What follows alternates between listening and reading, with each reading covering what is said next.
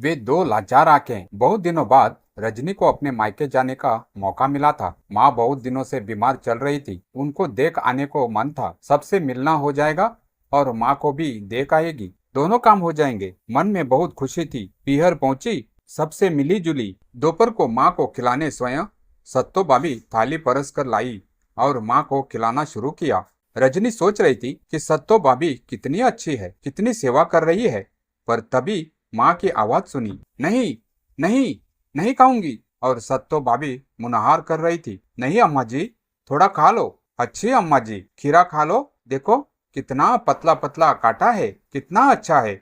नमक लगाया है, आपको तो पसंद है। खा लो अम्मा जी। माँ बार बार हाथ से हटा रही थी, डर रही थी, मुंह में लेने से मना कर रही थी। और सत्तो भाभी थी कि प्यार से माँ के मुंह में दिए जा रही थी। उसके इस तरह मना करने के बावजूद भी, लो लो, मना मत करो, खाओ। नहीं, कैसे खाओगी, छोड़ो मत, बहुत महंगा खीरा आता है, केवल आपके लिए मंगाया है, आपको खाना होगा। आवाज सत्तो भाभी ने मीठी बनाकर कहा, मानो मिश्री घोल रही हो, बहुत ख्याल कर रही हो माँ की हालत और विवश दशा को। और सत्तो भाभी की प्यार भरी मुनहार कुछ देर तक रजनी देखती रही। फिर माँ के पास आकर बोली, अम्मा, आप खा क्यों नहीं लेती? भाभी कितने प्यार से दे रही है। देखकर तो यही लग रहा था कि बहू सास का बहुत ख्याल रख रही है। माँ बेटी को कुछ कह न सकी। करुण दशा से उसे देखती रही। बहू से डरती थी। बहू के सामने कुछ बोल नहीं पा रही थी। शेर और बकरी वाली हालत हो रही थी। रजनी समझ गई कि कुछ तो गड़बड़ है। अम्मा बोल नहीं रही है, पर खीरा मुंह में जाते ही कैसा तो उन्हें परेशानी वाला लग रहा है।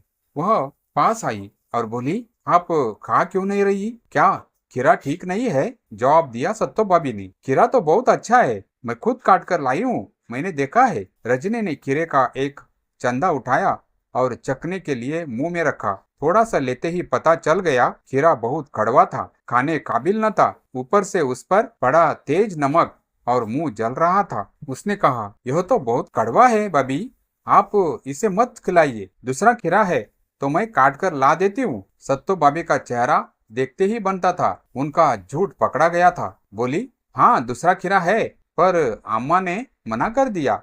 बोली, अब पेट भर गया, नहीं खाऊंगी। वे बहू की बिना मर्जी के कुछ करने का साहस नहीं रखती थी। माँ की यह करुणा दशा देखकर रजनी की आंखें भर आई। इन्हीं सत्तो भाभी के विवाह कर आने पर माँ ने कितना लाड किया था। अपने हाथ से बना बना कर कितनी चीजें खिलाई थी। उनका सब तरह से ध्यान रखा था, लाड प्यार किया था।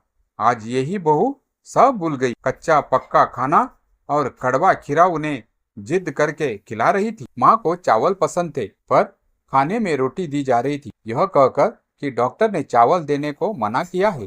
पर बात ऐसी नहीं थी। सत्तो भाभी को भी चावल बहुत पसंद थे, पर वे खड़े चावल बनवाती थी, जो थोड़े कड़े रहते थे। पर अम्मा से इतने खड़े चावल नहीं खाए जाते थे। उन्हें ज्यादा गले हुए चावल पसंद थे, जिसे कहते हैं कि चावल भूत हो गया। तो सत्तो भाभी ने उन्हें चावल देने ही छोड़ दिए। माँ के दांतों से रोटी ठीक से चबाई नहीं जाती। रोटी भी उन्हें मुलायम चाहिए थी, पर जो कड़ी सिकी हुई ही आती थी। सत्यो भाभी खाना खिलाती क्या थी, ठूसती थी। अम्मा की बूढ़ी उम्र, दांत कुछ गिर गए थे, कुछ घिस गए थे, ठीक से चबा नहीं पाती थी, जल्दी खा नहीं पाती थी, खाने की स्पीड धीमी हो गई थी। पर सत्तो भाभी थी कि उन्हें जल्दी जल्दी मुंह में दिए जाती थी। गस्से पर गस्से वह उनके मुंह में भर जाते थे, और जब जब सटक नहीं पाती थी, चबा नहीं पाती थी, उल्टी हो जाती थी। उसके बाद सत्तो भाभी थाली हटा देती थी कि अब नहीं खाएगी। अम्मा भूखी रह जाती थी, निरीह आंखों से देखती रह जाती थी। बेटी से कहती थी, तुम कुछ मत कहना, मुझे पता चल गया है कि मुझे अब ऐसे ही रहना है। उनके ओठ पपड़ा गए थे बिना पानी के। रजनी ने उन्हें थोड़ा पानी पिलाया, उन्हें थोड़ी शांति मिली। तभी सत्तो भाभी आ गई। उन्होंने पानी पिलाते देख लिया। जोर से वे बोली, आप तो पानी पिलाकर चली जाएगी, ये बार बार पेशाब करेगी, कौन उठाकर बाथरूम ले जाएगा या बिस्तर में निकाल देंगी तो कौन बार बार चादर पलटेगा? अम्मा को ठीक से कुल्ला करने के लिए भी पानी नहीं दिया जाता था। एक चिलमची में दो एक कुल्ले कराकर पानी हटा लिया जाता था। सारा खाना दांतों में चिपका रह जाता था। मुंह की सफाई भी ठीक से नहीं हो पाती थी। रजनी सोचती रह गई, माँ को कितनी सफाई पसंद थी, कैसे अच्छे से कुल्ले करना हम लोगों को सिखाया था। शाम को रजनी खुद खिलाने बैठी, प्यार से खिलाया तो माँ ने खा लिया। दोपहर से भूखी थी। सत्तो भाभी ने देखा तो बोली, आपने तो खिला दिया, और अब जो बार बार टट्टा करेगी उसे कौन देखेगा। उन्होंने हिकारत से टट्टा शब्द कहा। वे तो यह कहकर चली गई। माँ शरीर से क्षीण जरूर हो गई थी, पर मस्तिष्क पूरा जागृत था, संवेदनशील था। हाथ पैर शिथिल हुए थे, मस्तिष्क नहीं। वे बेटी से बोली, तुम यहाँ मत आना, तुम्हारी यहाँ कोई इज्जत नहीं है। तुम मेरे प्यार की वजह से इतनी दूर से आती हो और यहाँ बातें सुनती हो। माँ से सत्तो भाभी बोलती थी, आप इन्हें आने को कह देती है। आपको पता है कितनी दूर से ये खर्चा करके आती है?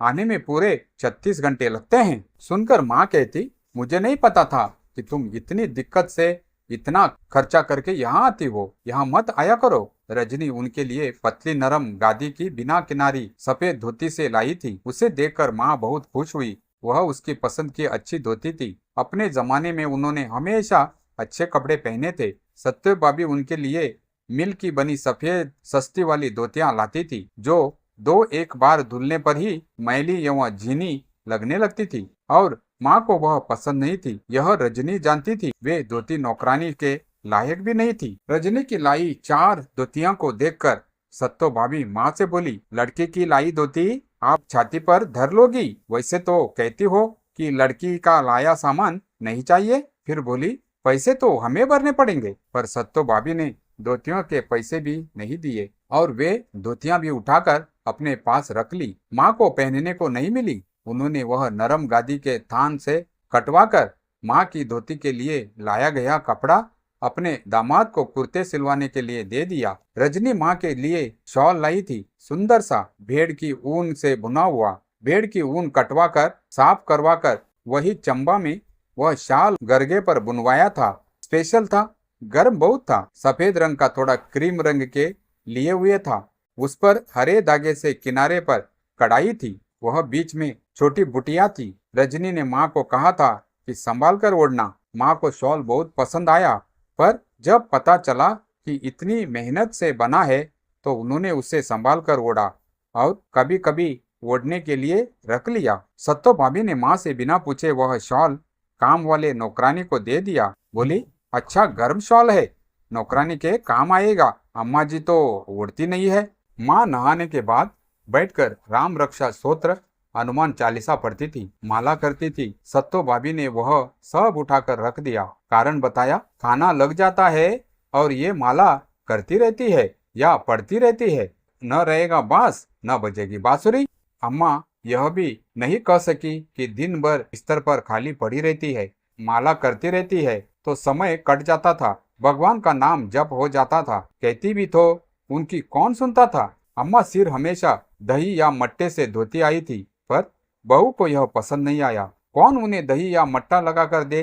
तेज खुशबू वाला कड़ा सा टाटा का शैम्पू लगाकर रख दिया, जो उनके बालों को पूरा सा बना देता था, जबकि उनके बाल अभी भी चिकने रेशमे से काले थे। तेज शैम्पू से उनका सिर भी दुखता था, पर वे कुछ कह नहीं पाती थी। हाथ धोने का पूरा साबुन उन्हें पसंद था, पर उनकी बहू साबुन आधा काट कर उन्हें देती थी। साबुन में भी कंजूसी करती थी। उनकी बेटी रजनी ने लिक्विड सोप उनके लिए ला कर रखा, पर वह भी उन्हें नहीं दिया गया। नहाने के लिए उनको तोते से उठा दिया जाता था।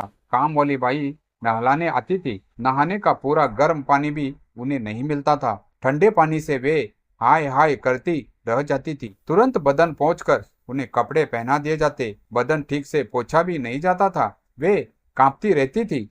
अंदर से बदन गीला रहता, ऊपर से ब्लाउज व स्वेटर पहना दिया जाता।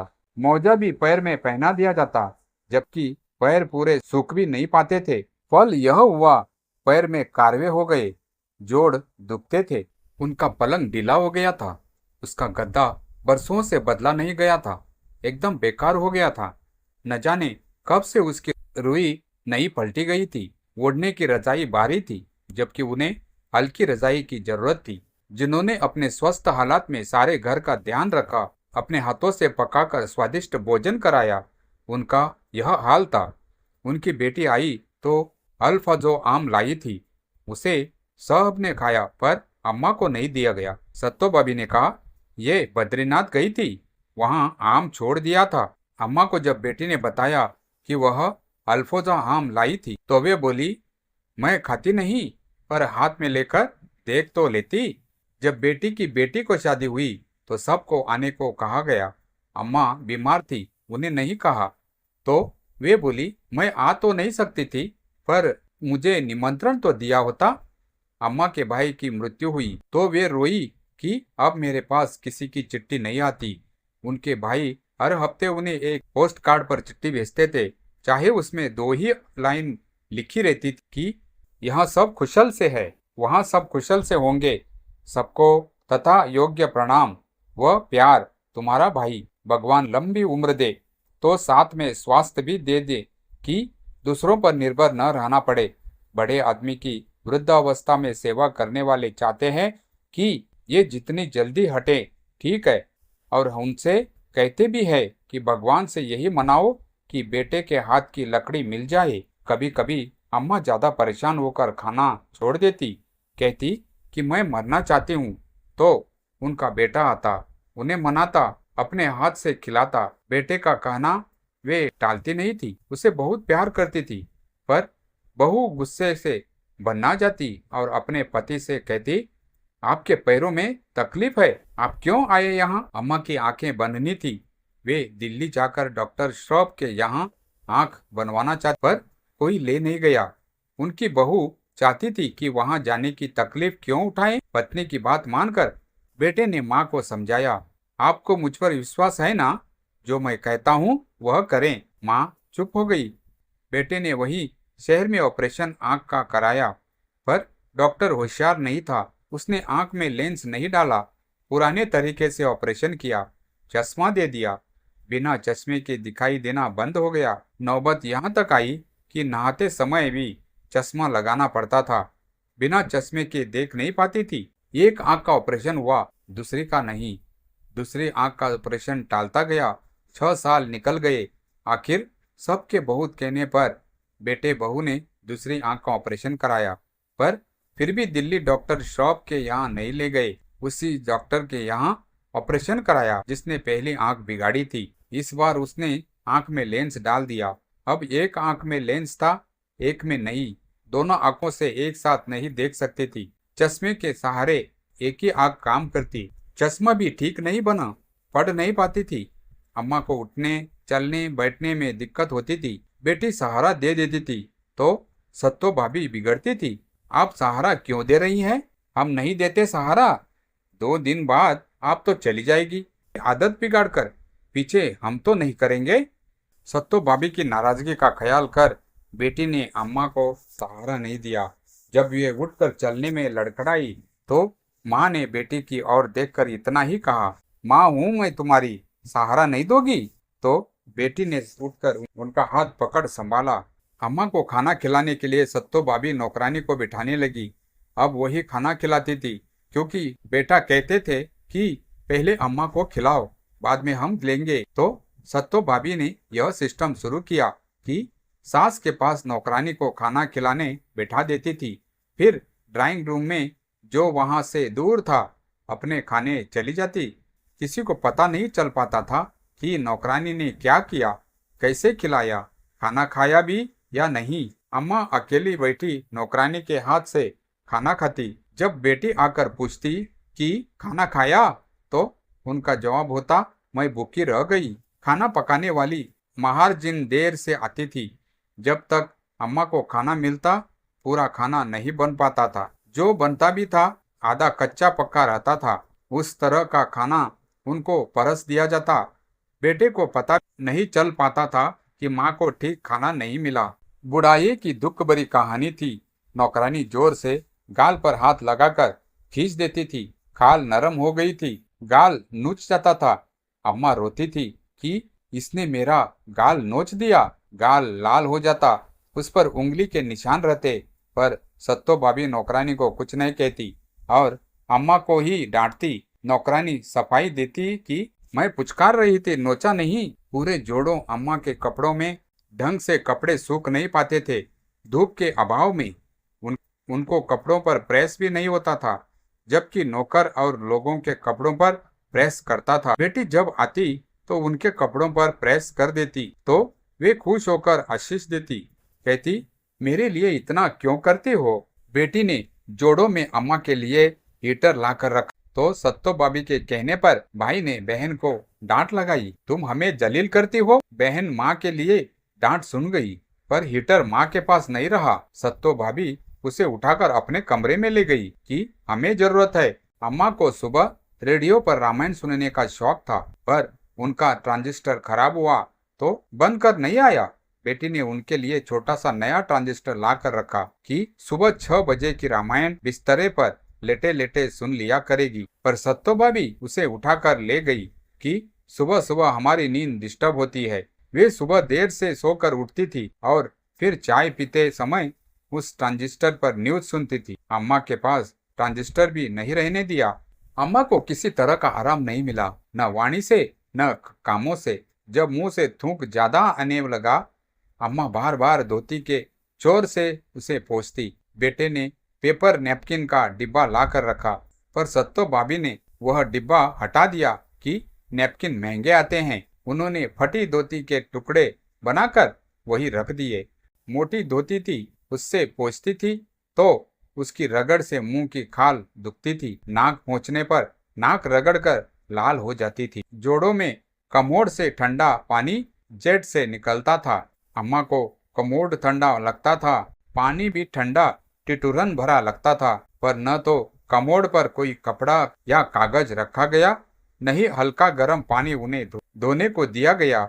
बड़ी उम्र की समस्या भी तभी लोग समझ सकते हैं जब संवेदना हो, नहीं तो यही होता है जाके पैर न फटी बिवाई, वो क्या जाने पीर पर आई। अम्मा लेटी रहती थी, पूजा घर जा नहीं पाती थी। बेटी के आने पर कहती, पूजा घर से मेरे लड्डू गोपाल लाकर मुझे दिखा दो। वह लाकर उन्हें दिखाती तो लड्डू गोपाल की मूर्ति को हाथ में लेकर सहलाती, देखती रहती, फिर रखवा देती।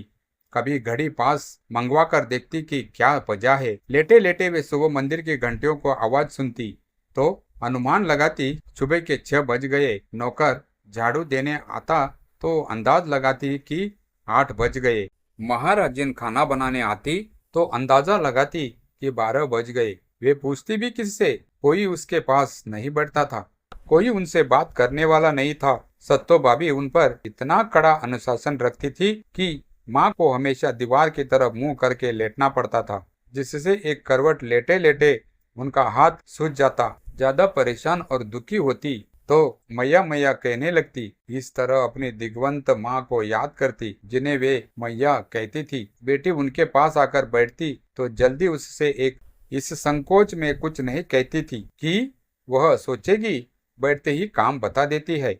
बेटियां माँ के लिए क्यों नहीं कुछ कर सकती। पढ़ी लिखी बेटियां भी क्यों परंपरा के सामने असहाय जाती है। एक माँ की वे व्यथा भरी आंखें मैंने देखी है, वे मेरा पीछा करती रहती है। सोचा था कभी इस व्यथा को स्वर दूंगी, इस पर एक उपन्यास लिखूंगी, पर अभी बस एक कहानी ही। उपन्यास तो मन में ढल रहा है। बड़ों की कितनी अनकही व्यथा है। छोटे यदि उनका ध्यान न रखे, उन्हें आदर सम्मान न दे, बड़ों की छाया सिर पर रहे तो मार्ग सही रहता है। माँ ने लेटे लेटे भी बीमार रहकर भी अपने पास काम करने वाली को अक्षर ज्ञान कराकर पढ़ा लिखा दिया था। पोती को उच्च शिक्षा के लिए बाहर भेजने में सहयोग दिया था।